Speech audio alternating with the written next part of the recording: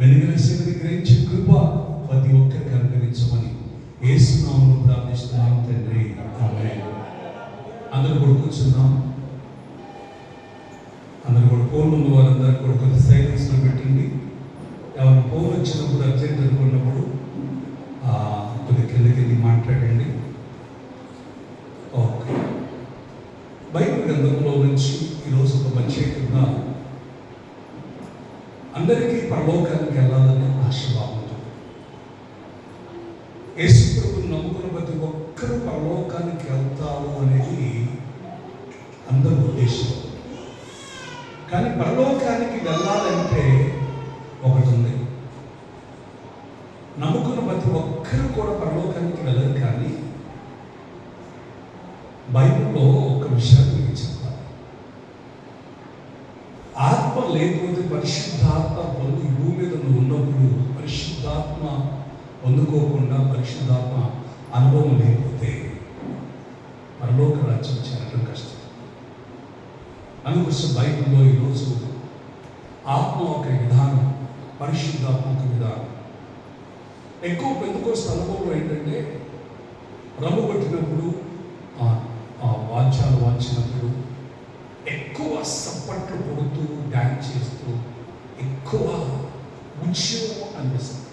తర్వాత చూస్తే ఏమో అసలు పరిశుద్ధాత్మ వచ్చినప్పుడు, ఆ పరిశుద్ధాత్మ అనుభవం మనలోకి వచ్చినప్పుడు, ఆ పరిశుద్ధాత్మ మనలో ఉన్నప్పుడు ఆ వ్యక్తి ఎలా ఉంటాడనేది ఈరోజు పరిశుద్ధాత్మ మీకు తెలియజేస్తున్న మాటలు జ్ఞాపకం చేసుకోవాలి. రోమిలకు రాసిన పత్రిక 8వ అధ్యాయం. ఇక్కడ ఒక విషయాన్ని మనం జాగ్రత్తగా గ్రహించాలి.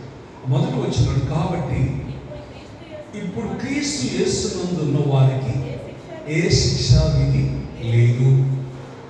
ఒక్క విషయాన్ని జ్ఞాపకం చేసుకోండి. క్రీస్తు యేసునందు ఉన్న వారికి ఏ శిక్షా విధి లేదు అన్నాడు. అక్కడ అంటే క్రీస్తు యేసులో ఉన్న వారికి అన్నాడు. అవునా? క్రీస్తు యేసులో ఉన్న వారికి శిక్ష లేదు అంటే క్రీస్తులో ఉండాలంటే, ఇప్పుడు క్రీస్తులో ఉండాలంటే ఎవరు ఉండాలి? మనలో ఎవరు ఉండాలి? క్రీస్తే మనలో ఉండాలి. అవునా? క్రీస్తే మనలో ఉండాలి. చూడండి, అక్కడ రోమిలకు రాసిన పత్రికలోని 8వ అధ్యాయంలోనే జాగ్రత్తగా గ్రహిద్దాం. 6వ వచనం నుంచి జాగ్రత్తగా గ్రహిద్దాం.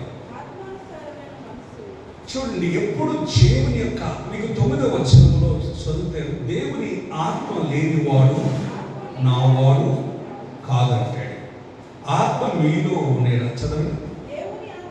దేవుని ఆత్మ మీలో నివసించిన ఎడల మీరు ఆత్మ స్వభావము కలిగిన వారే కానీ శరీర స్వభావము కలిగిన వారు కాదు. ఎవడైనా క్రీస్తు ఆత్మ లేని వాడైతే వాడు నా వాడు కాదు. ఇక్కడ ఈజీగా 2 విషయాలు మనకు కనబడుతుంటాయి. ఒకటి, క్రీస్తు ఆత్మ కలిగిన వ్యక్తి. అప్పుడు క్రీస్తు ఆత్మను కలిగి ఉన్నప్పుడు ఎలా ఉంటావంటే, ఎలాంటి కలిగి ఉంటామంటే అక్కడ 6వ వచనం వరకు వద్దాం. ఆత్మానుసారమైన మనస్సు జీవమును సమాధానం కలిగింది. చూడండి, దేవుని యొక్క ఆత్మ నీలో ఉన్నప్పుడు, దేవుని యొక్క ఆత్మ నీలో ఉంటున్నప్పుడు ఎలా ఉంటుందంట ఆ మనస్సు? జీవితం ఎలా ఉంటుందంట? ఏమే అంటున్నాడు? జీవమును సమాధానమును ఉండదు. దేవుని యొక్క ఆత్మ మనలో ఉన్నప్పుడు శత్రువును కూడా ప్రేమించి మనసు. ఇప్పుడు అదే ఆత్మ కలిగిన వాడు యేసుక్రీస్తు.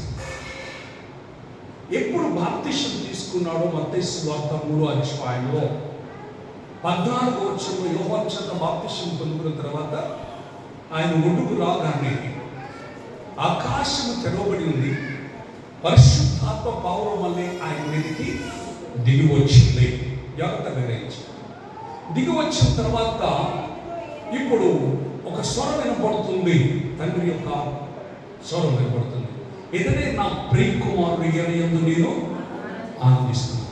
ఒక్క విషయాన్ని కాకుండా అప్పుడు దాకా ప్రవచనాలు నెరవేరాయి కుమారుడిగా. ఓకే, అప్పుడు దాకా ఎవరి కుమారుడిగా ఉన్నాడు? మరియమ్మ కుమారుడిగా, యేసు కుమారుడిగా ఉన్నాడు. ఓకే, ప్రవచనాలు మనం చూస్తున్నప్పుడు ఓకే, ఏదైనా మన శిశువు పుడతాడు, ఇవన్నీ కూడా ఆయన ముసలి మీద రాజ్యభారం ఉందని యేషయా ప్రవక్త అవన్నీ మనం చూశాం. ఎప్పుడు అంటున్నాడు? ఇప్పుడు దేవుని యొక్క ఆత్మ ఆయన శరీరధారిగా వచ్చినప్పుడు, ఈ భూలోకంలో ఆయన శరీరధారిగా ఉన్నప్పుడు, ఎప్పుడు యోహాను చేత బాప్తిసం పొంది ఉన్నాడో అప్పుడే పరిశుద్ధాత్మ ఆయన మీదకి వచ్చిన తర్వాత అప్పుడు అంటున్నాడంట, ఇతడే నా ప్రియ కుమారుడు, ఈయన యందు నేను ఆనందిస్తున్నాను. ఓకే, ఇక్కడ ఇప్పుడు పరిశుద్ధాత్మ, ఇప్పుడు యేసు ప్రభు ఆయన ప్రియ కుమారుడుగా ఉన్నాడు. ఎప్పుడుదాకా ఉన్నాడు ఆయన? అలాగా ఆయన శిలువలో మరణించేంత వరకు, తండ్రి చిత్తాన్ని నెరవేర్చేంత వరకు కూడా తన ఆత్మ ఎప్పుడు విడిచిపోయిందో తెలుసా? ఎప్పుడు విడిచిపెట్టిపోయింది? ఎప్పుడమ్మా? ఏమా? అప్పుడు అంటాడు కదా, శిలువలో అంటాడు ప్రభు, అంటాడు, తండ్రి ఎందుకు నా చెయ్యి విడిచిపోయి అంటే అప్పుడు దాకా కూడా ఎవరున్నారు? ఇప్పుడు పరిశుద్ధాత్మ తనతో కూడా ఉన్నాడు. అప్పుడే తండ్రి నా ఆత్మను నీ చేతికి అప్పగిస్తున్నానని చెప్పి తన తండ్రి చేతికి అప్పగించి అన్నాడు. అప్పుడు దాకా కూడా ఎవరున్నారు? ఇప్పుడు దాకా అంటే ఎవరు నడిపించారు? అప్పుడు దాకా యేసుక్రీస్తుని తన కుమారుడుగా ఆయన పరిశుద్ధాత్మని నడిపించాడు. అందుకోసం ఎందరూ ఆత్మ చేత నడిపించబడతారు అంటే పరిశుద్ధాత్మ చేత నడిపించబడతారు, వారందరూ కూడా దేవుని కుమారుడుగా, దేవుని కుమార్తెలుగా అంగీకరించబడిన వారు. అయితే అంగీకరించబడిన వారు ఇప్పుడు దేవుని యొక్క ఆత్మ మనలో ఉన్నప్పుడు మనము ఇప్పుడు అంటున్నాడు, చదువుని ఇప్పుడు 6వ వచనంలోకి రండి, మళ్ళీ రోమీయులకు రాసిన పత్రికలో రండి. ఇక్కడ ఆత్మానుసారమైన మనస్సు జీవమును సమాధానమై ఉన్నది. ఎలయనగా శరీర సారమైన మనస్సు దేవునికి విరోధముగా ఉన్నది. ప్రభువును నమ్ముకున్న తర్వాత చాలా మందిని బాప్తిసం పొందుకున్న తర్వాత బాప్తిసం పొందుతూ ఉంటారు, రక్షించబడుతుంటారు. అయితే శరీర సారముగానే ఉంటూ ఉంటారు, శరీర సారమైన మనస్సు కలిగి ఉంటూ ఉంటారు. అంటే శరీర సారమైన మనస్సు కలిగి ఉంటున్నాడు అంటే అతనిలో ఏమి లేనట్టు, ఇప్పుడు పరిశుద్ధాత్మ లేనట్టు. గట్టిగా చూద్దామా? లేనట్టు. అందుకోసమే ప్రభు చెప్తూ ఉంటాడు, నా నిమిత్తము నీ తల్లిదండ్రులు నేను, అక్కా చెల్లెలు నేను, లాస్ట్కి నీ భార్య నేను, నీ పిల్లలు నేను వదిలేస్తాయి అంటాడు. అర్థమవుతుందా? వదిలేస్తా. ఇప్పుడు ఎందుకంటే ఎందుకు వదిలేసేయమంటున్నాడు? వారు శరీర సారంగా ఉన్నారు కనుక, వారి శరీర సారం మీద ఆలోచన చేస్తున్నారు కనుక నువ్వు ఎలా ఉండాలి? ఆత్మానుసారంగా నువ్వు ఉన్నావు కనుక వాళ్ళు వదిలేస్తాయి. కావాలంటే నీ భార్యను కూడా వదిలేస్తాయి. అర్థమవుతుంది? శరీర సారముగా ఉన్నప్పుడు నాకు అక్కర్లేదు అనే శరీర సారమైన మనసు ఎప్పుడు ఉండదంటే దేవుని ఆత్మ లేని వారికి ఉంటుంది, ఉండదు. అదేంటి నాకు ఎందుకంటే బాప్తిసం తీసుకుంటున్నాం కదా, మన శరీర సారమైన మనస్సు అంటే శరీర సారమైన మనస్సు అనేది ఏమిటంటే మన బైబిల్లోనే స్పష్టంగా చెప్పాడు ప్రభు, ఈ లోకంలో ఉంది శరీరాశ, నేత్రాశ, జీవపు డమ్మం అంటే అంటే ఇవన్నీ కలిగి ఉంటాడు. దీనికి దానికి విరోధం ఎప్పుడు కూడా. అందుకోసమే జాగ్రత్త గురించి అందుకోసమే శరీరసారమైన మనసు కలిగిన వాడు దేవుని ఎప్పుడు కూడా సంతోషపెట్టే ఆలోచన వానికి లేదు. కొంతమంది అంటుంటారు, అయ్యగారు నేను యేసుని నమ్ముకున్నాను. స్త్రీలు కొంతమంది చెప్తున్న సాక్ష్యం, నా భర్త చూస్తేనే శరీరసారిగా ఉన్నాడో, నేను చూస్తేనే ఆత్మానుసారిగా ఉన్నాను. ఏం చేయాలో అర్థం కావటం లేదు, ఏం కావట్లేదు. అంటే ఒక్క విషయాన్ని మనం జ్ఞాపకం చేసుకోవాలి. నేను చెప్పే సమాధానం ఏంటంటే, ఓకే మనకు తెలవకుండానే పెళ్ళి అయిపోయింది. ఏమైపోయింది మనకి? ఆయన శరీరసారా, మనం శరీరసారమా లేకపోతే ఆత్మానుసారమని మనకు తెలవకుండానే మన పెళ్ళిళ్ళు అయిపోయిన తర్వాత పెళ్ళిళ్ళు అయిన తర్వాత మనం మార్పు పొందాం. మీరు దేవుని దర్శించాడు, దేవుని యొక్క ఆత్మచేత నింపబడ్డావు. నువ్వు శరీరసారమైన మనసు లేదు, నీకు ఆత్మానుసారమైన మనసు నీకుంది. ఇప్పుడు నీ భర్త లోకానుసారంగా శరీరసారంగా ఉన్నా కానీ ప్రార్థన చేయి అంటే ఇరిపోమని చెప్పడం. మళ్ళీ దేవుడు ప్రార్థన చేయి అంటే రోమీల రాసిన బైబిల్లో మొదటి కొరింథీయుల రాసిన పత్రిక 7వ అధ్యాయంలోనే 14వ వచనంలో అంటాడు అనమాట. ఏమంటాడంటే అక్కడ విశ్వాసైన భర్త భార్యను బట్టి పరిశుద్ధపరచబడతాడు. కారణం ఏంటంటే నువ్వు పరిశుద్ధాత్మ కలిగి ఉన్నప్పుడు నీ విశ్వాసమును బట్టి అవిశ్వాసి శరీరసారమైన మనసు కలిగిన వ్యక్తి అనుకున్నావు. నిన్ను బట్టి ఆ మనిషి అవ్వాలి మారిపోవుగాక, పరిశుద్ధపరచబడునుగాక. గట్టిగా యోదమా హల్లెలూయా. ప్రభువా మనం ప్రార్థన చేస్తుంటాం, నా భర్తను మార్చు ప్రభువా, నా భర్తను మార్చు అంటాం. అంటే మంచిదే, నీ భర్తను మార్చమంటున్నావు, కానీ ముందు నువ్వు ఆత్మసారంగా నువ్వు నడవాలి. ఎప్పుడు నువ్వు చూసినప్పుడు దేవుని యొక్క ఆత్మను కలిగి ప్రార్థిస్తున్నప్పుడు శరీరసారమైన నీ భర్తే కావచ్చు, నీ పిల్లలే కావచ్చు, వాళ్ళు కూడా మారిపోదురుగాక. గట్టిగా విందామా, మారిపోదురుగాక. మార్పు అనేది ముందు మనలో రావాలి. మనకు ఆలోచించేది, నేను శరీరసారమైన మనసు కలిగి ఉన్నానా, ఆత్మానుసారమైన మనసు కలిగి ఉన్నానా, క్రీస్తు ఆత్మ నాలో ఉన్నాడా లేడా అనేది ముఖ్యంగా మనము పరిశోధన చేసుకోవాలి. గట్టిగా చూద్దామా, చేసుకోవాలి. అక్కడ చదవండి 7వ వచనం చదవండి. దేవునికి విరోధముగా ఉన్నది శరీర సారమే. అక్కడ చూడండి 7వ వచనం ఏంటంటే దేవుని ధర్మశాస్త్రము, దేవుని యొక్క ధర్మశాస్త్రానికి లోబడదు. శరీర సారమైన మనస్సు కలిగిన వ్యక్తి అది దేవుని యొక్క ధర్మశాస్త్రానికి లోబడదు, ఏ మాత్రము లోబడనివ్వదు. కాగా శరీర స్వభావము కలిగిన వారు దేవుని ఏ మాత్రము సంతోషపెట్టలేవు. గట్టిగా ఇష్టపడకూడదు. ఈ శరీర స్వభావము కలిగిన వ్యక్తి ఏమాత్రం కూడా ఎవరిని సంతోషపెట్టలేవంటే మన ప్రభు అయిన యేసు క్రీస్తుని సంతోషపెట్టలేవు. గట్టిగా చూద్దామా. అక్కడ అంటాడు చూడండి 7వ అధ్యాయం రోమీల రాసిన పత్రిక, రోమాలోని 7వ అధ్యాయం 5వ వచనం. ఏలయనగా మనం ఒకప్పుడు మన ఎలా మన శరీర సంబంధమై ఉన్నప్పుడు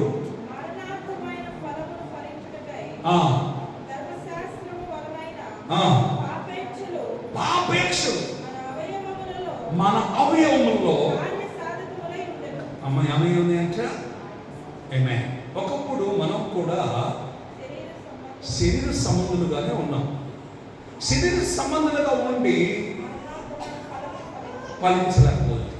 కారణం ఏంటంటే ఇప్పుడు మనం కూడా గుర్తుంచుకోండి, ఇప్పుడు అందుకోసం యేసుప్రభు వెళ్తూ మాట చెప్పాడు. ఆయన భూలోకంలో తండ్రి చిత్తాన్ని నెరవేర్చి నేను వెళ్తున్నాను, మీ కొరకు ఆదరణకర్త అయిన పరిశుద్ధాత్మ మీ కొరకు పంపిస్తున్నాను అన్నాడు. గట్టిగా చేద్దామా. ఎప్పుడు పరిశుద్ధాత్మ మనలోనికి వస్తాడో, ఆ పరిశుద్ధాత్మ మనలో ఉంటాడో అప్పుడే మన శరీర క్రియలన్నీ చంపబడును గాక. గట్టిగా చూద్దామా? చంపబడును గాక. అప్పుడు అవన్నీ ఉండవు. ఇంకా చేస్తే చాలా ఉంది. చదువు అక్కడే. ఇప్పుడైతే దేని చేత మనం నిబంధించబడితమో దాని విషయమై చనిపోయిన వారమై ధర్మశాస్త్రము నుండి ఎడదల పొందితి కనుక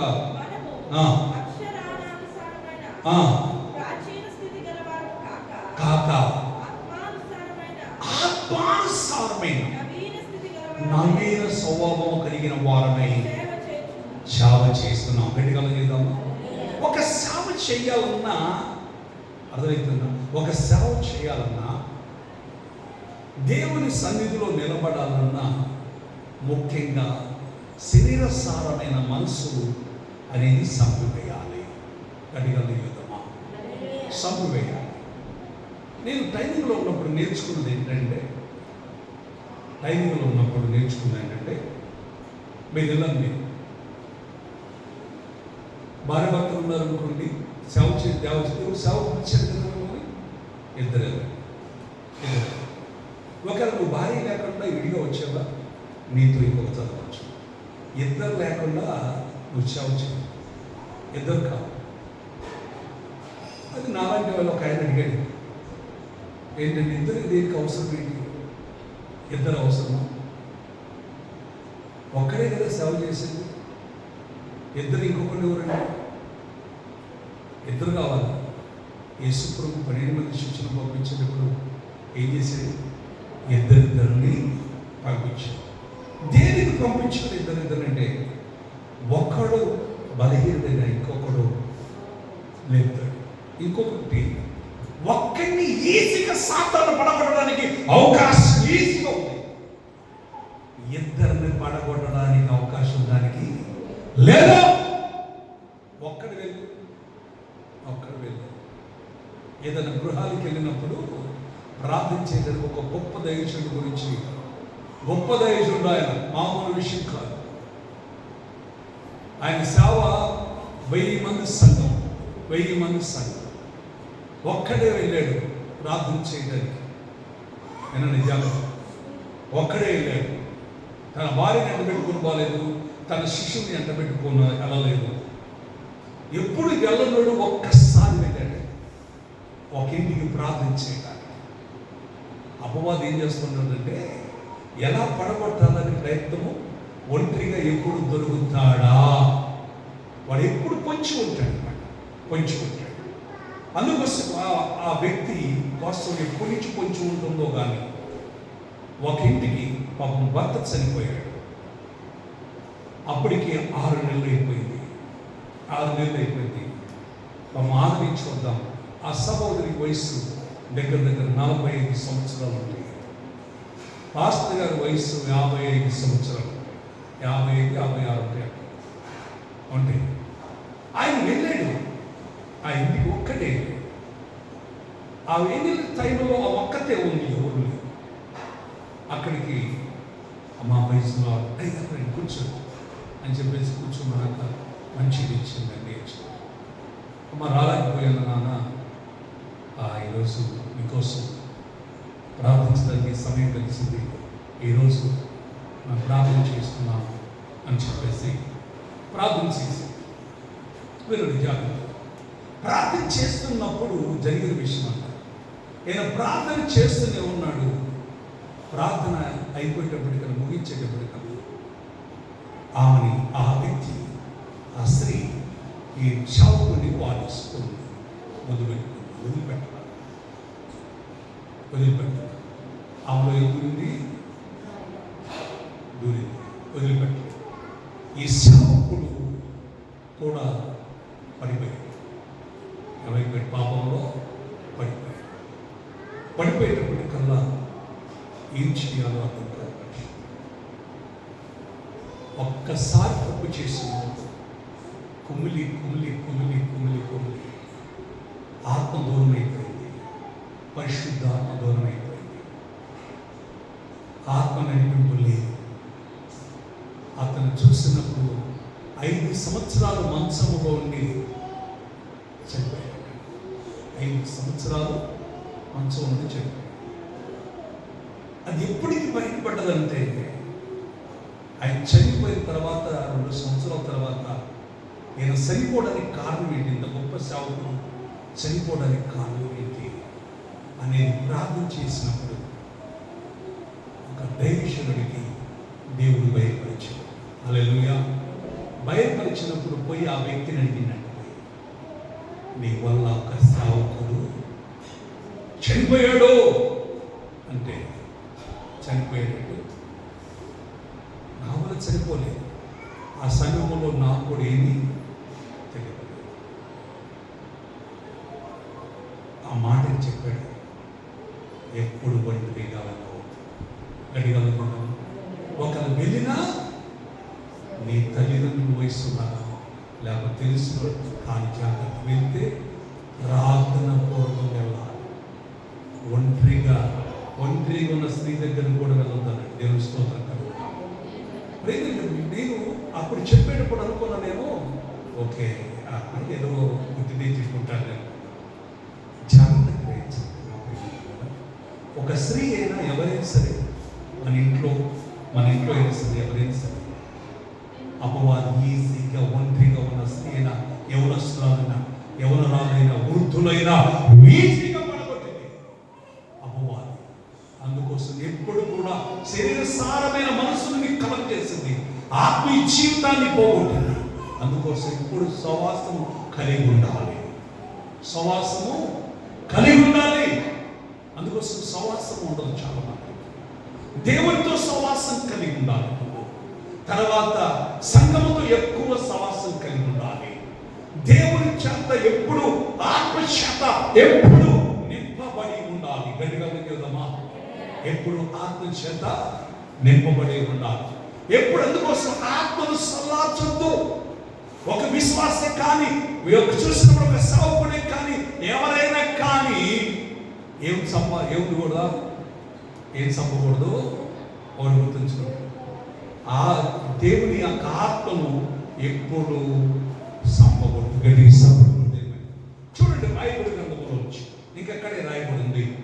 ఏమంటున్నాడు ఇక్కడ చూసి 9వ వచనం అన్నాడు, దేవుని ఆత్మ లేనివాడు నా వాడు కాదు. దేవుని ఆత్మ లేనివాడు నా వాడు కాదు. చూడండి అక్కడే 11వ వచనం, మృతుల్లో నుండి యేసును లేపిన వాని ఆత్మ మీలో నివసించిన ఎడల, మృతుల్లో నుండి క్రీస్తు యేసును లేపినవాడు మీరు సావునకు లోనైనను మీ శరీరములను కూడా మీలో నివసిస్తున్న తన ఆత్మ చేత జీవింపచేయు. గడిగా సపడుకుంటున్నా. క్రీస్తును లేపిన ఆత్మ, అదే పరిశుద్ధాత్మ నీలో మనలో ఉండును కాక. గడిగా లేద్దామా, ఉండును కాక. ఉండాలి. ఎప్పుడు క్రీస్తు ఆత్మ మనలో ఉన్నప్పుడు ఒకరి శరీరమును దేనికన్నా సావుకు లోనైన ఈ శరీరాన్ని ఏది లేపింది? రేపు అంటారు చాలా మంది, చనిపోయిన తర్వాత తాగుబోతుడు చనిపోతున్నాడు, వ్యభిచారి చనిపోతున్నారు, పాపం చేసిన వాళ్ళు చనిపోతున్నారు, నామకార్థం ఉన్నవాళ్ళు చనిపోతున్నారు, పరిశుద్ధులు చనిపోతున్నారు. కానీ అందరికాడ ఏమని ప్రార్థన చేస్తున్నాం? చాలా భూస్థాపన చేశాను, పరిశుద్ధుని చేశాను, ప్రభునందు నిద్రించిన వారిని చేశాను. ఇటు తాగుబోతు, లాస్ట్కి వచ్చేవాడు తాగుబోతు కానీ అలాంటి వాడు అన్న కానీ ఏం చేస్తున్నారు తెలుసా? ఏం చేస్తున్నారు? మామూలు భూస్థాపన చేస్తున్నారా? చేయట్లేదు. ఏం చేస్తున్నారు? ఒక పెట్టి తీసుకొస్తున్నారు. మన సంప్రదాయము క్రైస్తు యొక్క సంప్రదాయముగానే భూస్థాపన జరుగుతుంది. అవునా? భూస్థాపన జరుగుతుంది. ఇప్పుడు భూస్థాపన జరిగేటప్పుడు ఎవరు ప్రార్థన చేయాలి? ఇప్పుడు సేవకుడు ఏమని చేయాలప్పుడు? పరిశుద్ధులని చేయాలి. అవునా? చేయాల్సి వస్తుంది. ఇప్పుడు పరిశుద్ధుడని చేయాల్సి వస్తుంది. చనిపోయిన వాడు పరిశుద్ధుడుగా లేపబడతాడని కాదు. అక్కడ ఉన్న వాళ్ళ కోసం చేయాల్సి వస్తుంది. ఎవరి కోసం? అక్కడ ఉన్న వాళ్ళ కోసం. ఇప్పుడు లాభపడాలి అంటే ఇప్పుడు నువ్వు బతికుండగానే, మన విశ్వాసగా ఉండగానే పరిశుద్ధాత్మ మనలో ఉండాలి. ఆ పరిశుద్ధాత్మ మనలో ఉన్నప్పుడే, మనం చనిపోయినను క్రీస్తు యేసు లేపిన ఆత్మ మనలో ఉన్నప్పుడే అదే మనల్ని తిరిగి లేపి ఆర్భాటముతోను ప్రధాన దూత శబ్దంతోను దేవుని బోధతో వచ్చినప్పుడు ఆ ఆత్మే మన శరీరాన్ని మహిమ శరీరంతో లేపబడ్డాడు. గట్టిగా చేద్దాం. మహిమ శరీరంతో లేపబడింది. ఎప్పుడు పరిశుద్ధాత్మ నీలో ఉన్నప్పుడు ఒకటి, నీలో ఒక పశ్చాత్తాపం అనేది ఉంటుంది అన్నమాట. నీలో ఒక పశ్చాత్తాపం, ఏదో దబాలో ఒక మాట ఉన్నా, అమ్మా క్షమించమ్మా, క్షమించుతావా నేనేదో అన్నా. పరిశుద్ధాత్మ నీలో ఉన్నప్పుడు ఎంతకాడికి నిన్న జరిగినది నేను ఎప్పుడు జ్ఞాపకంలో ఉంచుకో. పరిశుద్ధాత్మ నీలో ఉన్నప్పుడు ఉదయం కోపడ్డా, ఉదయంలో వచ్చిన పొరపాటు చేసిన సాయంత్రం కల్లా నీ మనసులోంచి తీసేసుకుంటూ వాళ్ళతో సమాధానం కలిగి ఉంటావు. పరిశుద్ధాత్మ ఏం చేసిందంటే నిన్ను ఒప్పించింది, నీ పాపాన్ని ఒప్పించదు. కొంతమంది నేనరా నేను అసలు తగ్గించుకో, నెలలైనా సంవత్సరాలైనా ఆ పగనే ఉంటుంటుంది. అంటే ఉంటుందంటే ఎవరున్నట్టు? నీషిపుడు కూడా ఉన్నట్టు. తగ్గింపు, మనకి తగ్గింపు లేదు అంటే, తగ్గింపు జీవితం లేదంటే ఖచ్చితంగా దానిలో పనిచేస్తున్న వాడు ఎవడంటే లూసిపుడే. అదే వాడికి తగ్గించుకోడు. అసలు నాకు అనిపిస్తుంది యేసు ప్రభు ఆ రోజుల్లోనే సాతానికి బోధ చేసినట్టు వాడి మార్పు, వాడికి ఎన్నోసార్లు వాక్యాన్ని చెప్పాడు, వాడికి ఎన్నోసార్లు వాక్యాన్ని చెప్పాడు కానీ వాడు మార్మూసు పొందలేదు. వాడు మార్మూసు పొందలేదు. ఆయనకంటే నేను గొప్ప అనుకున్నాడు. హల్లెలూయా, గొప్ప అనుకున్నాడు. ఒక విషయాన్ని జ్ఞాపకం చేసుకోవచ్చు. దేవుని యొక్క ఆత్మ మనలో ఉన్నప్పుడు, నా ప్రియమైన దేవుని బిడ్డలారా, మన శరీర సారమైన మనస్సు అనేది చనిపోవును కాక. చూడండి, రోమీయులకు రాసిన పత్రికలోని 7వ అధ్యాయం 17వ వచనం.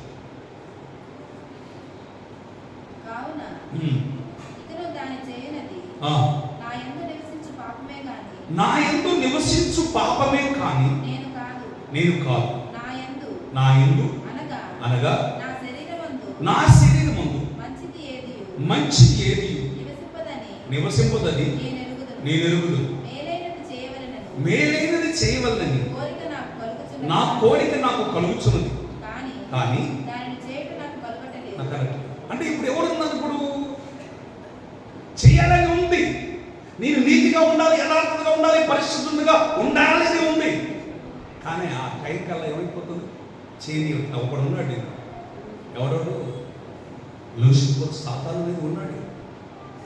వాడే శరీర సారమైన మనసు కలిగిన వాడు.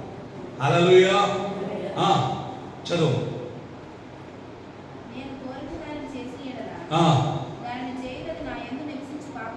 నా యందు నివసించు పాపమే కానీ నేను కాదు. మేలు చేయకోరు నాకు కీడు చేయవలనని కలుగుతున్నదని ఒక నియమము నాకు కనబడుచున్నది. చూడండి జాగ్రత్తగా, అంతరంగం ఉన్న పురుషుణ్ణి బట్టి దేవుని యొక్క ధర్మశాస్త్రముందు నేను ఆనందించుచున్నాను, కానీ ఏదొక నియమము నా అవయవములో ఉన్నట్టుగా నాకు కనబడుతుంది. తప్పు చేసేవాడికి ఈజీ కదా. నేను మాట అనుకోకుండా ఉందామనుకుంటా, ఆ భావన ఏమొస్తుంది? మాట చనిపోతుంది. తప్పు చేయకుండా ఉందామని అనుకుంటున్నాను, కానీ తప్పు జరిగిపోతుంది. కారణం ఏంటి? పరిశుద్ధాత్మ లేడు నీలో. ఎవరున్నారు? అపవాది నీలో ఉంటున్నాడు అంటే 20 తరచులో కనిపించాడు. 23 నుంచి కనిపించాడు. నాకు కనబడుచున్నది, నా మనసునందు ఉన్న ధర్మశాస్త్రమును పోరాడుచు నా అవయవములలో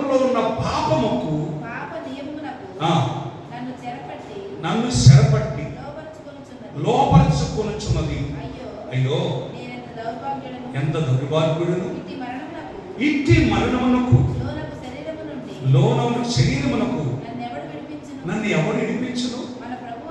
మన ప్రభు అయిన యేసుక్రీస్తు ద్వారా యేసుక్రీస్తు ద్వారా దేవునికి కృతజ్ఞతాస్తుతులు చెల్లించుచు కాగా మనసు విషయములో నేను దైవ నియమములకు శరీర విషయములో పాప నియమములకు దాసుడు.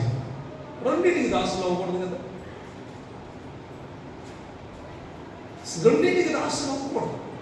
రెండింటికి అవుతున్నాం అంటే మనం నామకార్థం జీవితంలో ఉన్నట్టు ఎటగల జీవితం. నా ప్రియమైన దేవుడు కూడా ఎప్పటికైనా సరే నవ్వు వాక్యం ఎప్పుడు అనుభవం. చాలా మందికి నవ్విస్తూ ఉంటాం, అయ్యారు నవ్వితేనే బెటర్ అయ్యారా అంటే నవ్వు వచ్చేటప్పటికల్లా నవ్వుతూ ఉంటాం. వాక్యం మొత్తం చెప్పేసి అది చిత్రకథ ఒక మాట చెప్పామనుకో, జోకు చెప్పినప్పుడు ఏం పోతుంది ఇప్పుడు మనలో ఉన్న మందు వాక్యం మొత్తం. అవునా? వాక్యం మొత్తం పోతుంది. వాక్యం వినేటప్పుడు సీరియస్గా వాక్యం ఉన్నదా లేదా, అసలు ఆ వాక్యానుసారంగా నడుచుకుంటున్నానా లేదా, ఆ వాక్యం ఏం చెప్తుంది, ఆ వాక్యం నీలో ఉన్నప్పుడు ఖచ్చితంగా ఆ వాక్యానుసారంగా నడుచుకుంటున్నప్పుడు ఆ పరిశుద్ధాత్మ అభిషేకము, ఆ పరిశుద్ధాత్మ దేవుడు నీతో ఉండదు కాక. గట్టిగా జీవితమా ఉంటే ఉన్నప్పుడు ఏమాత్రం కూడా నేను పాపములో పడనేవాడు. గట్టిగా సపడు కొట్టేదమా, ఏమాత్రం కూడా పాపములో పడనేవాడు. కాబట్టి సహోదరులారా, శరీరసారముగా ప్రవర్తించుటకు మన శరీరానికి రుణస్థులము కాదు. మనం శరీరసారముగా ప్రవర్తించిన యెడల అది చనిపోవాల్సిన వారిని ఉన్నాము, కానీ ఆత్మచేత చుట్టి ఆత్మచేత శరీర క్రియలను సంపని యెడల జీవించడం. గట్టిగా సపోర్ట్ కొట్టినా కదా. ఇప్పుడు ఆత్మచేత ఈ శరీర క్రియలు నేను చేయాలా? ఇప్పుడు నేను ఒక సేవకుడుగా ఉన్నాను, 23 సంవత్సరాలు 24 సంవత్సరాలు ఈ సేవకు వచ్చి నేను శరీర క్రియలను నేను చంపకపోతే సేవ చేయలేము.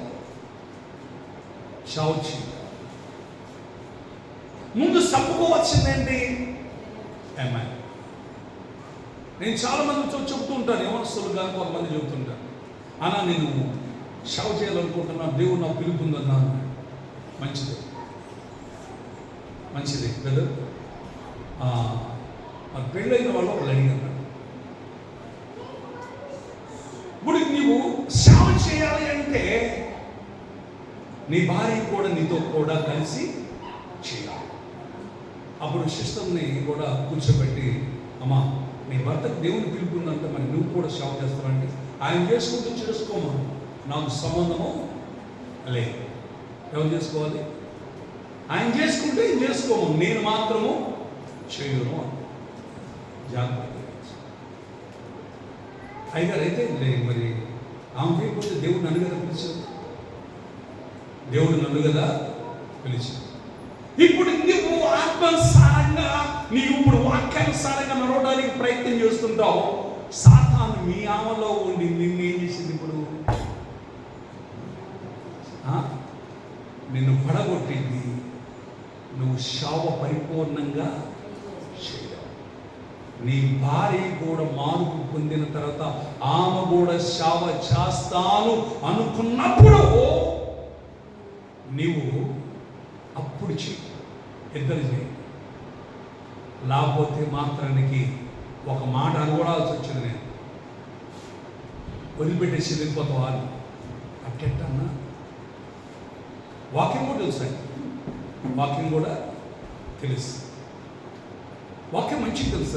నాకన్నా తక్కువ. నేనంటే ఆయన మంచి చదువుకున్నవాడు, ఇంజనీరింగ్ చదివిన వ్యక్తి, మంచి బైబిల్ 3 సార్లు చదివిన వ్యక్తి, వాక్యం బాగా తెలుసు. ఓకే, ఇప్పుడు చేయాలనుకుంటే ఇప్పుడు నీ భార్య వెనక నుంచి ఏం చేస్తుందంటే పట్టి వెనక్కి లాగేస్తాను, నువ్వు చేయాలి. అప్పుడు నా సాక్ష్యం చెప్పాను. నా భార్యకి చూసినప్పుడు దేవుడు మాట్లాడాడు, ఇద్దరు సేవకు వచ్చాం. నేను ఉపవాసం ఉన్నాను, నా భార్య కూడా ఉపవాసం. కష్టాలు నేను పడ్డాను, నా భార్య కూడా నాతో పాటు ఆ శ్రమలో కష్టాలు పడ్డాయి. నా భార్య లేకుండా నేను సేవ చేయలేను. నా భార్య లేకుండా ఒక ఇష్టం చూసినప్పుడు నువ్వు వెళ్ళండి, నేను నీకోసం ప్రార్థన చేస్తానని చెప్పి ఆ వెనకాల నుండి ప్రార్థన చేస్తూ నన్ను నా పిల్లలని నాతో పాటు వెళ్ళి సువార్త ప్రకటించు. అదే నా భార్య పంపించకపోతే ఆడిపోతావు అన్నదనుకో ఒక మాట. నాకు అన్నీ తెచ్చిపెట్టు, నీకెందుకు ఇంట్లో నీకు కావాలని నాకు పని చేసుకునేనా ఇంటి కుటుంబాన్ని పోషిస్తాను. ఇస్త్రీ చేసుకుంటా వచ్చినప్పుడు కూడా కొత్తగా స్టార్టింగ్ ఏమొచ్చింది. తర్వాత నిదానంగా సంఘం అభివృద్ధి పొందిన తర్వాత సంఘంలో వచ్చిన పత్తి రైస్ మళ్ళీ ఒక్కడమే ఎక్కడ ఉండేవాళ్ళు వచ్చిన వాళ్ళు ఒక పూట తినేవాళ్ళు, ఒక పూట 3 సంవత్సరాలు ఎక్కువ ఉపవాసం ఉన్న రోజులు ఉన్నాయి. అలా మరి నాతో పాటు నా భార్య ఉండబట్టే కదా నేను సేవ చేయగలిగి. అదే ఇప్పుడు శరీర సారమైన ఉన్న వ్యక్తి ఉంటే చేయగలిగితే ఇప్పుడు నన్ను అందుకోసమే మా పిల్లలు జ్యోతి కానీ మీరు చేశారు. మా వల్ల కాదు, మీ వల్ల కాదు, నా వల్ల కారణం ఏంటంటే మేము పడ్డ ఇబ్బందులు, మేము పడ్డ శ్రమలు అన్నీ చూశారు కనుక మా వల్ల కాదు. ఓకే, మీ వల్ల కాదు, ఒక ఆయన ఉన్నాడు చూపించి నీలాగా నన్ను కూడా పిలుచుకున్నాడు అనుకోండి అంటే. కొంతమందిని పిలిస్తే వస్తారు, కొంతమందిని పిలవకుండా కూడా వస్తారు. ఒక్క విషయం కాదు, పిలువబడ్డవారు అనేకులు, ఏర్పాటు చేయబడ్డవారు కొందరే.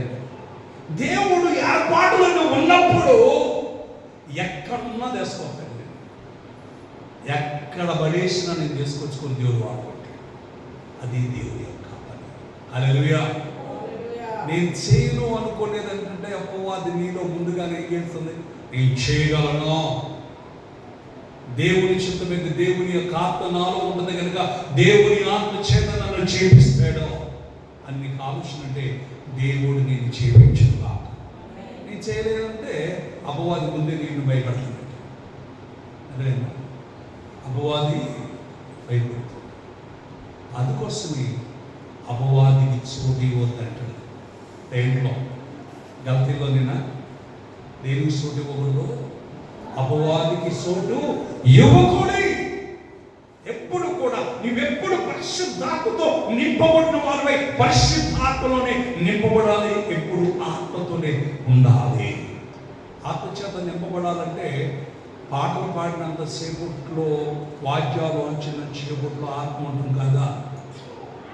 ఆత్మ ఉండేది నీ క్రియలను బట్టి ఉంటుంది, నీ పరిశుద్ధతను బట్టి ఉంటుంది. నువ్వు ముమ్మారు ప్రార్థన చేసుకుంటూ, సమయం దొరికినప్పుడల్లా ప్రార్థన చేస్తూ, విజ్ఞాపన చేస్తూ ఉన్నప్పుడే ఆ పరిశుద్ధాత్మ నీలో నిత్యం ఉంటాడు.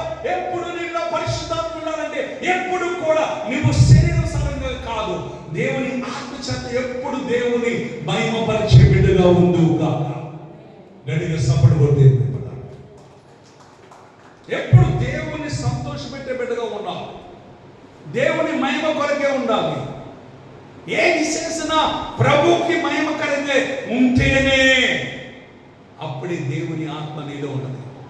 కొంతసేపు లోకం, కొంతసేపు ఆత్మానుసారంగా ఉంటామంటే ఆత్మ వెళ్ళి మళ్ళీ రాదు.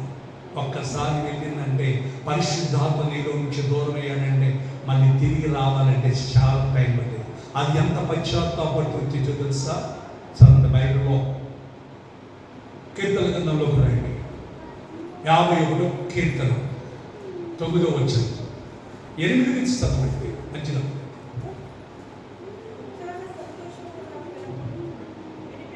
ఉత్సాహ సంతోషం నాకు వినిపించు, నువ్వు విరిచిన ఎముకలను హర్షించును, నా పాపములకి ఎముకలు కమ్ము, నా దోషములన్నిటిని తుడిచివేయము. దేవా, నా యందు శుద్ధ హృదయమును కలగచేయి, నా అంతరంగమును స్థిరమైన ఎలాంటి మనసు అంట? మనకుంది. చర్చిలోకి వచ్చినప్పుడు ఒక మనసు, బయటికి పోతే ఒక మనసు, ఇంట్లో ఉంటే ఒక మనసు. అంటే ఎన్ని రీతిగా మారుతుందో ఒక మనసు. అవునా? ఎలాంటి ఉండాలంటే దావీదు మహారాజు స్థిరమైన మనసు, నూతనముగా పుట్టించు. చదువు. నీ సన్నిధిలో నుండి నన్ను తోసివేయద్దు, నీ పరిశుద్ధాత్మను నా యొద్ద నుండి తీసివేయద్దు. రక్షణానందము నాకు మరలా సమ్మతి గల మనసు నాకు కలగజేసి నన్ను దూడపరచు. గట్టిగా లేదమ్మా. ఎప్పుడు స్థిరమైన మనస్సు నీకుంటుందో, ఎప్పుడు పరిశుద్ధాత్మ నీలో ఉండునుగాక. అంతేకాని తాపకొక మనస్సు నీలో ఉంటే పరిశుద్ధాత్మ ఉండడా? ఉండడు. నీ మనస్సు స్థిరమైన మనస్సు ఉండాలి. హల్లెలూయా. స్థిరమైన మనస్సు. తాంబేలు కప్ప రెండు కలిసి ఓడి మీద ఉన్నాయంట.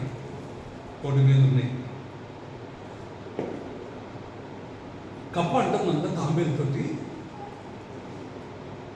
నువ్వు ముందు వెళ్తావో నేను ముందు వెళ్తానో పందెమా అన్నాడు. నీకు నాకు పందెం ఎందుకు? నువ్వు ఒక్కసారి సరిగా ఉండలేవు, ఎక్కడ దూరితే అక్కడ దూరుతావు. నేనేదో నెమ్మదిగా నడుస్తాను, నేను ఉన్న కాడనే ఉంటాను, ఎప్పుడు సంతోషంతో ఉంటాను అన్నదంట తాగే. కప్పందంట, నీకేం తెలుసు? లోకం మొత్తం చూస్తున్నాను నేను, అసలు లోకంలో ఉన్న ఆనందం ఏంటో నేను తెలుసా అని చెప్పేసి కప్ప అంటాను. నువ్వు లోకం మొత్తం ఆనందం, నేను దేవుని యందు ఆనందిస్తున్నాను, అలాగే ఆనందిస్తున్నాను. కప్ప తామే ఎవరినంటే నేను ఇక్కడే ఉండి దేవుని యందు ఆనందిస్తున్నాను. ఓకే, పోయి తిరిగిరా, నీ ఇష్టం, నువ్వు నా మాట వినట్లేదు కానీ తిరిగిరా. కొంత దూరం పోయేటప్పటికీ పాము ఎదురైంది. పాము ఎదురు ఏం చేస్తుంది? కొంచెం నన్ను బాగా నేను దూకితే కట్టకని మింగేటట్టు. ఏం చేయాలి? ముందుకు పోకుండా వెనక్కి తిరిగి వచ్చిందండి. తిరిగి వచ్చి ఇది ఇక్కడే ఉందంట. ఎక్కడ? తాంబేలు ఇక్కడే ఉందంట. ఏంటి పోయావు కదా, ఎందుకు వచ్చినావు అన్నట్టు.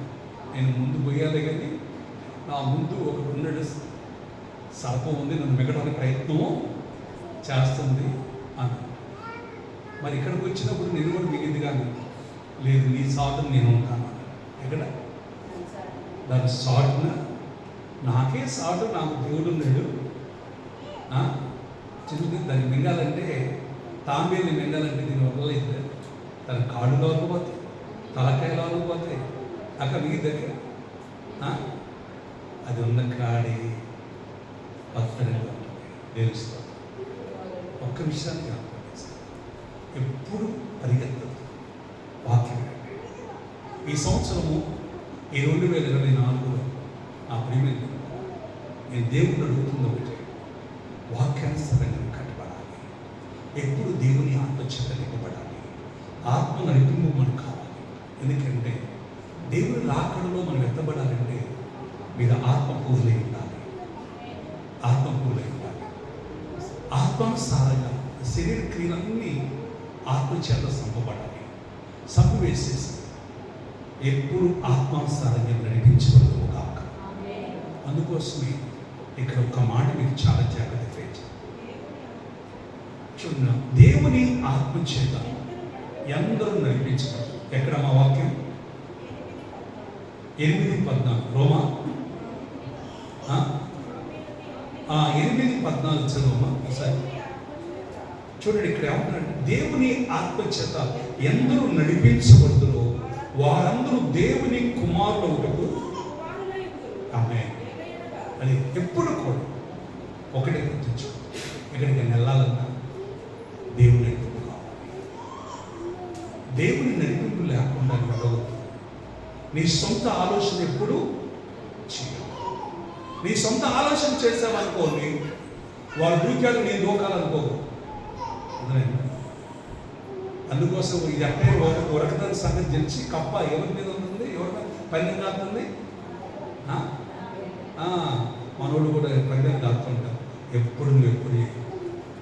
ఎప్పటికీ సరే సమయాన్ని ఎప్పుడు దేవునికి వాక్యం వినడానికి ప్రయత్నము చేయాలి.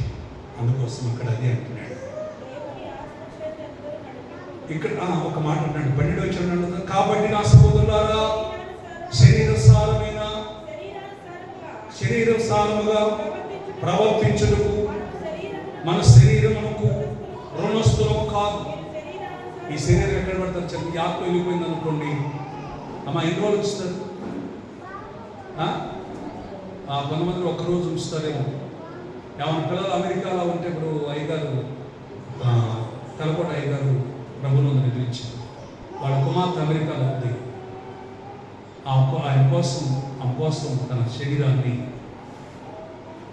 దీంట్లో ఐస్ బాక్స్లో ఉంచారు.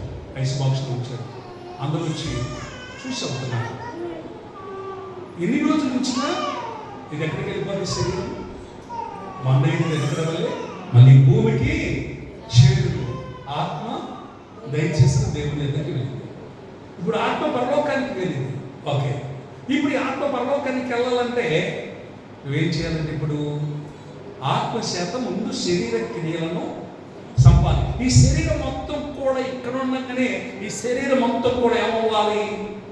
పవిత్రపరచబడాలి. అంటే నీ శరీరానికి ఎలాంటి పాపము అంటుకోకూడదు. గడిగలం ఏదమ్మా, ఏదన్నా మృదబడ్డ, ఏదైనా మనకబడ్డ కడుక్కోవచ్చు, సబ్బెట్టైనా కడుక్కోవచ్చు. కానీ శరీర సారముగాను మనస్సు ద్వారా చేసిన పాపాలంటే అవి తొందర పోవాలంటే అది జాగ్రత్త. అది ఒకప్పుడు మనం తెలవు చేశాం, తెలవుతో చేశాం.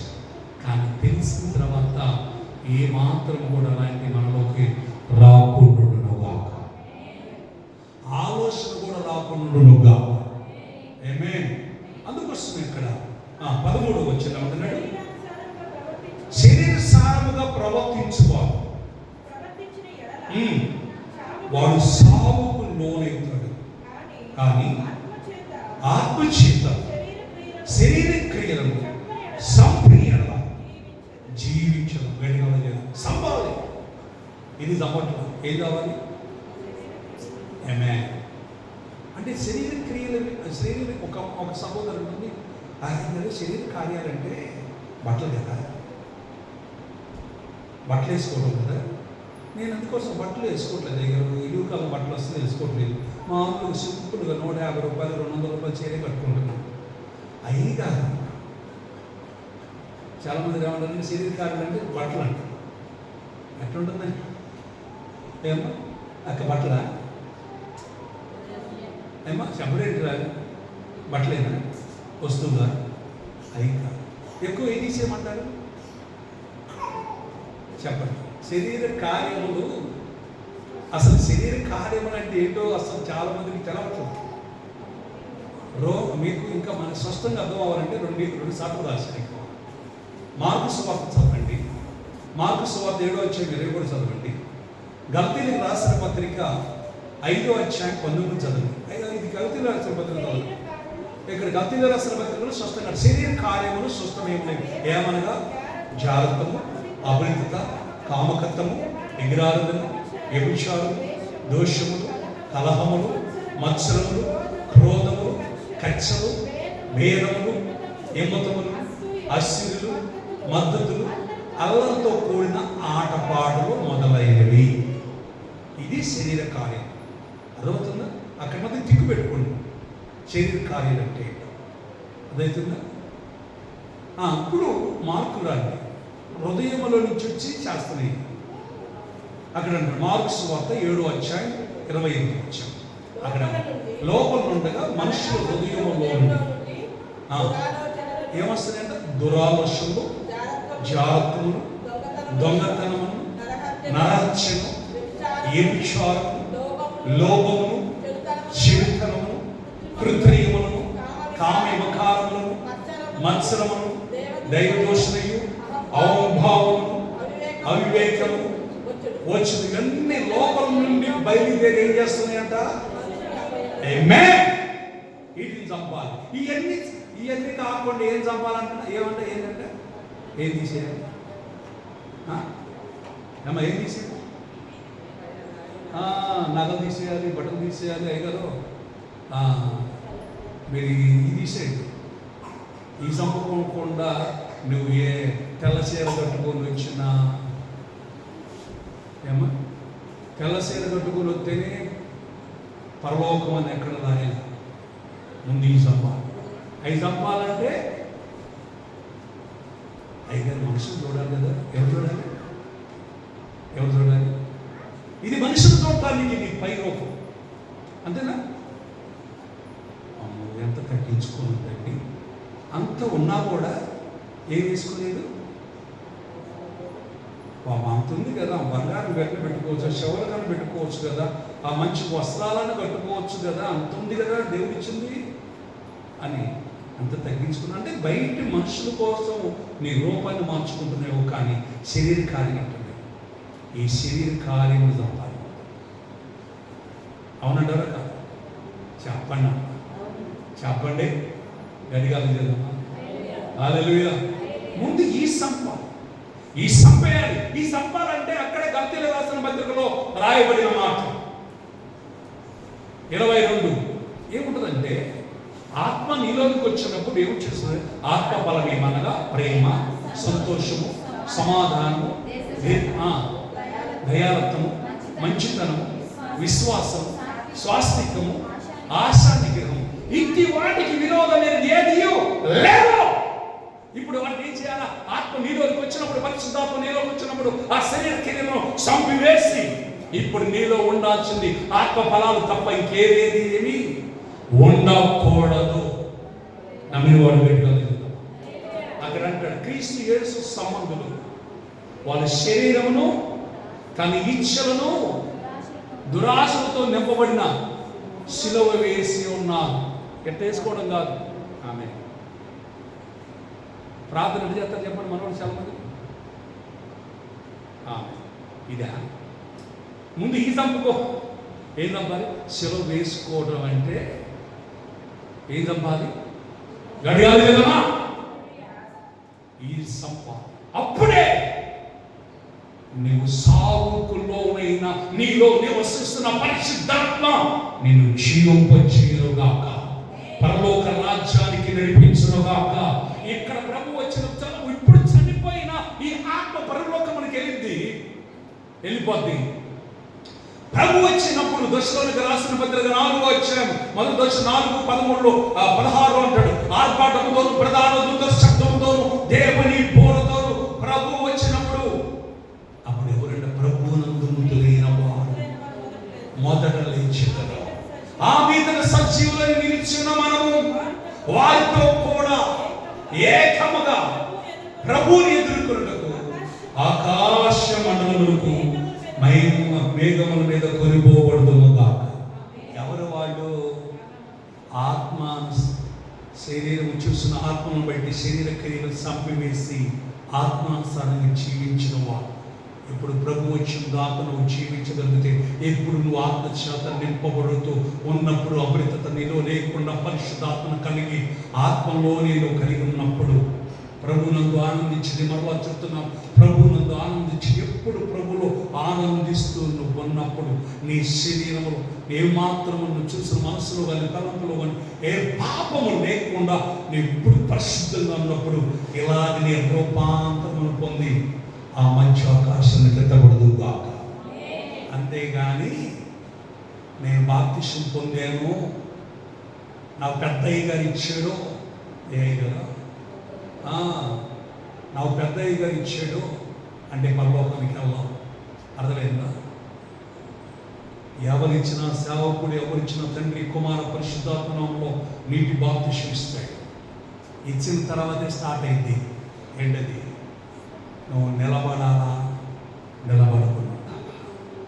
అర్థమైంది? నువ్వు దేనికోసం నిలబడాలి? సమస్తమును చంపుకోవాలి. హల్లెలూయా. అందుకోసం ఈ ఉపవాస ప్రార్థన అనేది మనం ఉంటున్నప్పుడే ఎంతమంది ఉంటున్నారు ఉపవాసాలు? శుక్రవారం వచ్చాను కదా ఉపవాసం ఉన్న వాళ్ళకి గట్టిగల్లో చెప్పండి, గట్టిగల్లో చెప్పండి. ఆమె ఉపవాసం ఎందుకు ఉంటున్నావు? ఎందుకుంటున్నావు? మా ఆయన మారాలి, ఏమంటే వాళ్ళ ఆయన మారాలని ఉపవాసం ఉంటుంది. అమ్మ నువ్వు ఎందుకుంటున్నావు? పిల్లల భవిష్యత్తు కోసం అమ్మాయి ఉపవాసం ఉంటుంది. ఇప్పుడు దాకా నేను చెప్పిన వాక్యం మొత్తం కూడా ఏమైపోయిందంటే, ఇప్పుడు ఒక్కొక్కరిని అడిగితే, ఇప్పుడు మా అమ్మాయి ఏమంటుంది, నాకు భయ అయ్యేది ఉపవాసం చెబుతున్నమాట. ఒక్కొక్కళ్ళు ఒక్కొక్క రీతిగా ఉన్నారు. అసలు ఉపవాసం ఉంది దేనికి? శరీర క్రియలు చంపుకోవడానికి. ఏం చేయాలా? శరీర క్రియలను చంపటానికి. కొంతమంది 21 రోజు ఉపవాసం ఉంటారు, కొంతమంది 7 రోజులు ఉపవాసం ఉంటారు, కొంతమంది 24 గంటలు ఉపవాసం ఉంటారు. దేనికి తెలుసా? నీకు ఒక చిన్న దర్శనం ఏదైనా కళ వచ్చినా, చెడ్డ కళ వచ్చినా, నాకు ఎందుకు వచ్చింది, ఇది ఎందుకు వచ్చింది, ఈ చిన్న తలపు వచ్చినా, ఈ లోక సంబంధమైన ఆలోచన వచ్చినా, నువ్వు ఉండాల్సిందేంటే ఉపవాసమే. అర్థమైంది? నువ్వు ఎవరు చెప్పాల్సిన అవసరం లేదు.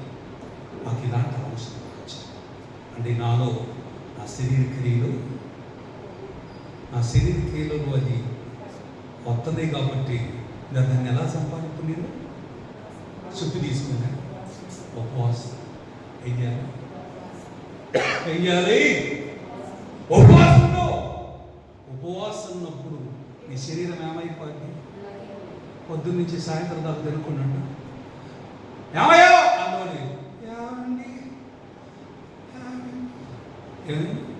శరీరం ఏమైంది? ఏమయ్యా అన్నదాన్ని ఇప్పుడు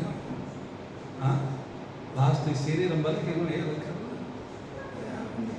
నేను అందుకోసం నేను ఉపవాసం ఉండొద్దాను కానీ ఇది శరీర సంబంధం. ఇప్పుడు మన అదే శరీర సంబంధులు ఎప్పుడు కూడా తినుము, తాగుము, సుఖించి ఎంజాయ్. అందుకోసం ఒక ధనవంతుడు అనుకున్నాడు, పంట బాగా బయట పడుకున్నాడు. ఇంక పెద్ద కొట్లు పెట్టి, ఇవన్నీ పడగొట్టి పెద్ద కొట్లు కట్టి ధాన్యం మొత్తం కూడా దాంట్లో సమకూర్చి తన ప్రాణంతో చెప్తుంది, నా ప్రాణమా తినుము, తాగుము, సుఖించు, ఎంజాయ్ అంటున్నాడు. అప్పుడు దేవుడు ఈ రాత్రి నీ ప్రాణం పోతే ఇవన్నీ ఆమె ఆలస్యం చేస్తున్నారా? మేము చనిపోవన్న వాళ్ళు గట్టిగా చెప్పండి. అందరూ చనిపోతాం, కానీ చనిపోయేటప్పుడు ఎలా చనిపోవాలి? శరీర క్రియలు నెరవేర్చుకొని చనిపోవాలా? శరీర క్రియలు చంపుకొని చనిపోవాలా? అంతగా చెప్పాలి. అర్థమైందా? ఎన్ని సంపాద అంటే ఒకరోజేనా? గట్టిగా చేద్దామా? ఒక సహోదరు చెబుతుంది, యవనస్తురాలు 21 సంవత్సరం పెళ్లి కాలేదు. వాళ్ళ అమ్మగారు అయ్యగారు ఒక్కపూట తింటుంది, అయ్యగారు కొంచెం అమ్మాయికి చెప్పండి. అది ఒక్కపూట తింటం వల్ల నాకు చాలా బాధ అనిపిస్తుంది, కొద్దిగా 2 పూటలను తినమని చెప్పండి. నేను అడిగాను, అమ్మా ఏంటమ్మా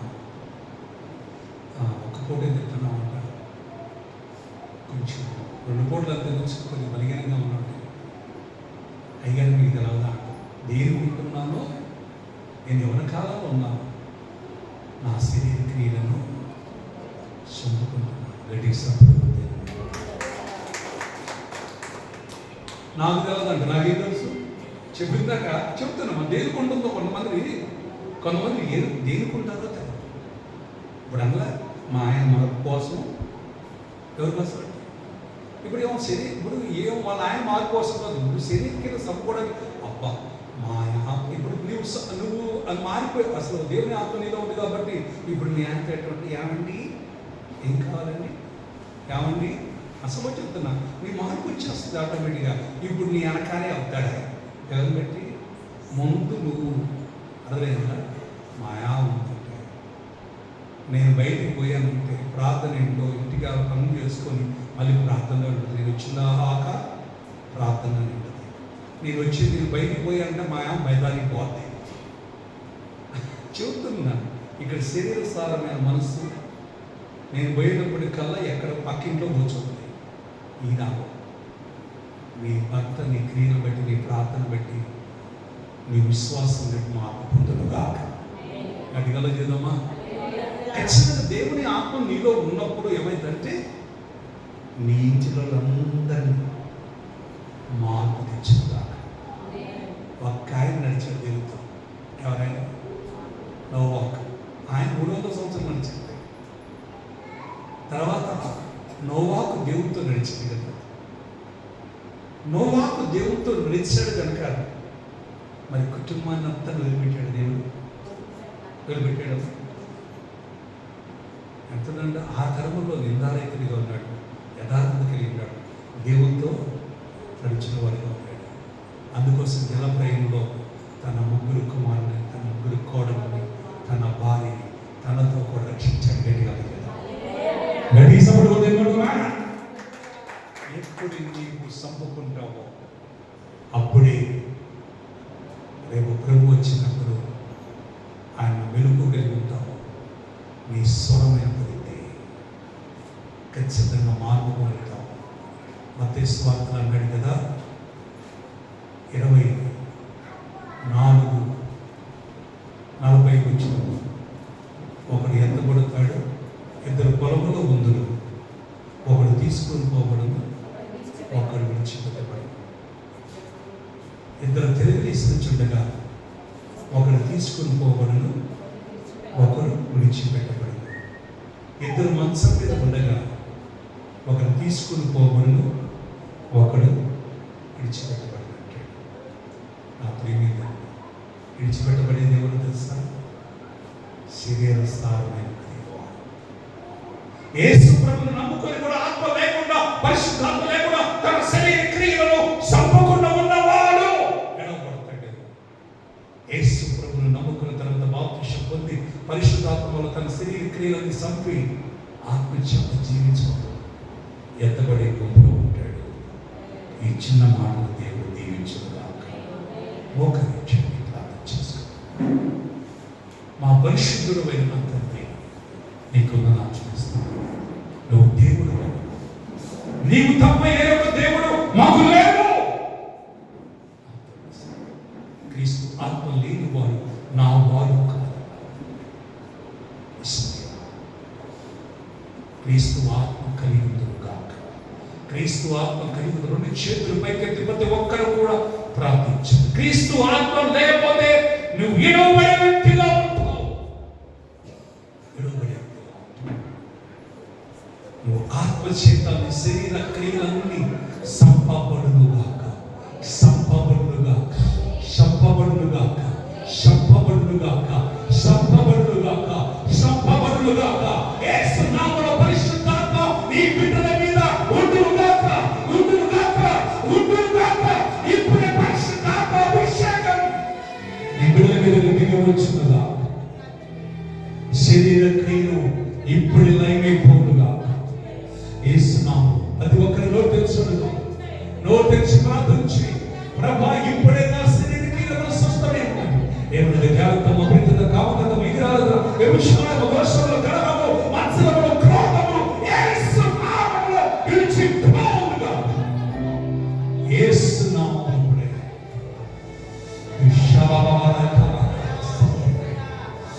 నోరు తెరువు నా ప్రియమైన నా సహోదరి, నా సహోదరుడు.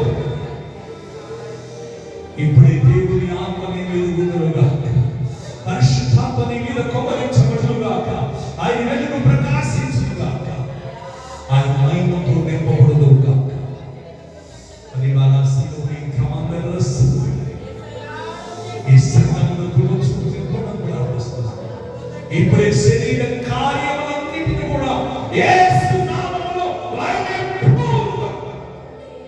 ఇప్పుడు క్రీస్తు ఆత్మతో నింపబడి ఆత్మ చేత ఎందరూ ఆత్మ చేత నడిపించబడతారో వారు దేవుని కుమారులుగా, దేవుని కుమార్తెలుగా పరలోక రాజ్యములకు వారసులుగా ఉండునుగాక.